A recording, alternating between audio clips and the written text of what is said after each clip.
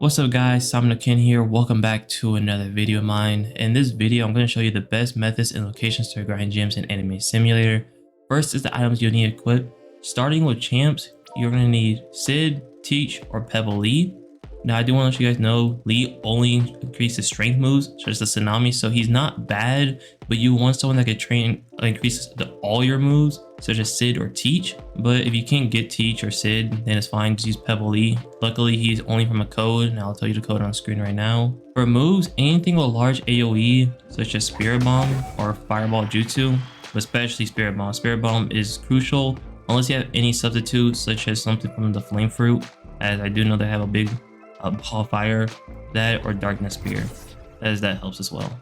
Next you'll need is to transform into your strongest form. Currently and right now it's only gear 4, but if you don't have gear 4, that is fine. Super Saiyan or even Susanoo is great. And finally, you'll need a macro. I recommend TinyTask, and I'll show you how to use it at the end of today's video. So with that, let's get started. So to start this off, I want to tell you guys about the 2 methods you can do with grinding gems. These methods work with and without half cooldown, so there's no need to worry.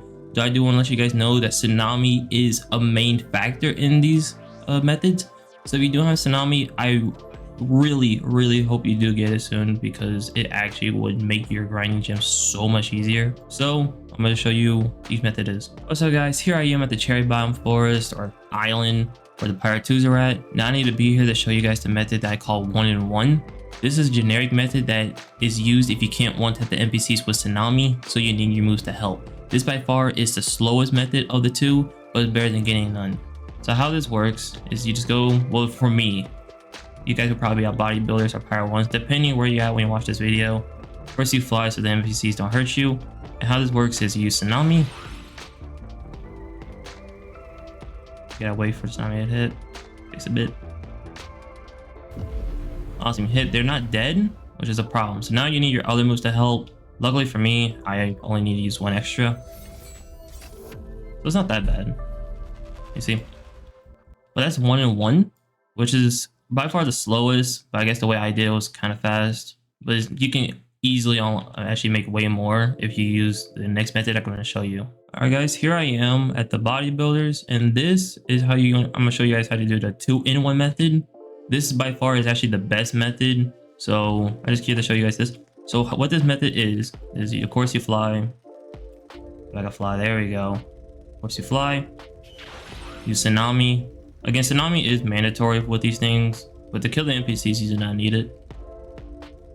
So at this point, the NPCs are dead, but my move is still on cooldown, and the NPCs will come back before it starts. So at that point, you want your Spirit Bomb, catch all 5 of them, perfect, and then you use all your moves, and then you just kill them.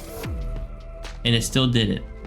So that is a 2-in-1 method. This by far is the best method. As the name goes, you get 2 rounds of NPCs in 1 minute. This method allows you to get the same amount of gems as you would if you did Ninja with the 1-in-1 method, which is amazing as they're weaker. Now same applies to every station. The higher you can use this method, the more you receive. Now people without half cooldown, maybe you kill the NPCs 3 times, and if you can, I recommend you go for it. But honestly, if you do have half cooldown, all it does is just speed up the process. But it kind of does make it on equal playing field. Okay guys, I do hope you understand what I meant by these 2 methods, as I kind of try to make it easier to understand. But now after knowing these 2 methods, I'm going to show you where you can use the best. Now first off, we're going to do bodyguards, which we are here right now. Now I do want to say there is an area where you can reach 7 of them if you've seen Demonics video, but honestly it's not worth it. As I show you, that will kind of only make you do the 1-in-1 method, and even with the 1-in-1 method, that is the slowest way to do it. As in this video, you need to use Tsunami, and as you can tell, these things have 100 health, and you would not be in this area if you can do what I can do. You'll probably be in Pirate 2 or maybe at Ninja, maybe even at Pirate 2, Pirate 1, Pirate 2, maybe at Ninja. But yeah, so honestly, this is where you can do it. I showed you both each method, so there's really no need for repeating it. So I'll just show you in the next island where you should go if you guys don't know. Alright guys, here we are at the second location, which is where you get the Pirate 1s. It's right by this defense tower, I believe. Yep, 1 million defense base is at the edge. Somewhere here. Honestly, I already showed you both methods, method 1 and method 2. Remember, every time you use method 2 is going to be by far way better than method 1 in any case. As I'm pretty sure on this, you can probably be doing Pirate 2 with Pirate 1 if you do the 2-in-1 method. Alright guys, here we are at the Volcano Island. This is where you go for the next area. It's also the same as the desert, but I'll show you why I went to actually make a different one. It's right by the volcano at the edge of the water. I do hope you can find this pretty easily. But yeah, you just do the same thing, 2-in-1, 1-in-1. It depends on what you can do. Alright guys, here I am at the desert island. Now the reason why I'm going to show you guys is if you seen Demonic's video, you might be inspired with this. How you can get 8 of these NPCs at once. Again, it's not worth it. As I show you both methods, those are the best methods to use. These things do not work, as you gotta use Tsunami, and each wave would not be able to kill these things, as you gotta be able to do 300 per wave. And I know you can't do that. If you can, you would not be here. You'd definitely be over there. But yeah, I just want to let you guys know you can come here if someone took Volcano Island. That's why I also want to show you. So now for the final island.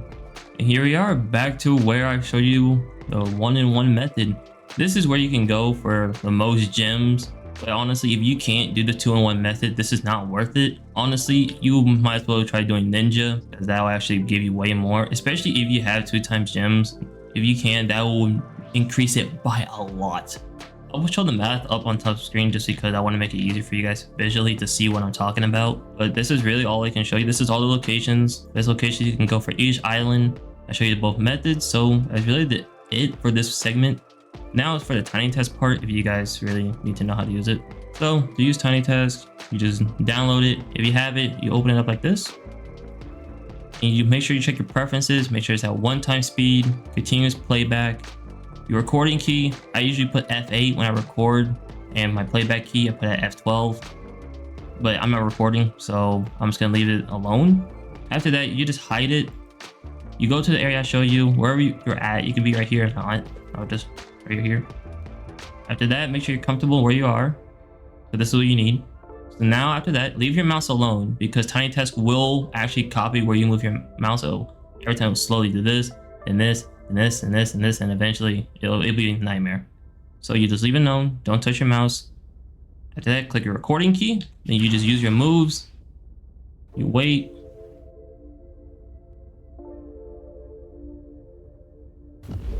and after that, and boom. When you're done with your command, you press the recording key again so it stops the recording. Open it back up, click save. It'll tell you to name it. You name it whatever you want. I usually call it by how I do the moves, depending on what game I do. After that, you just click save. It will pop up right here. And if not, just click open and click your file. After that, you can move your recording key back to wherever else. I put it back on print screen as normal. And playback, I put it F8 as normal. You hide it, you just repeat, and it just continues on for you. That's about it. So that's all I can really show you guys in today's video. I do hope you enjoyed today's video. If so, leave a like, subscribe, and comment down. Now, if you do have any questions, again, you can leave down in the comments. I'll answer them the best I can. And also comment down how I can improve these videos for your entertainment. Well, I hope to see you next time. Goodbye, everybody.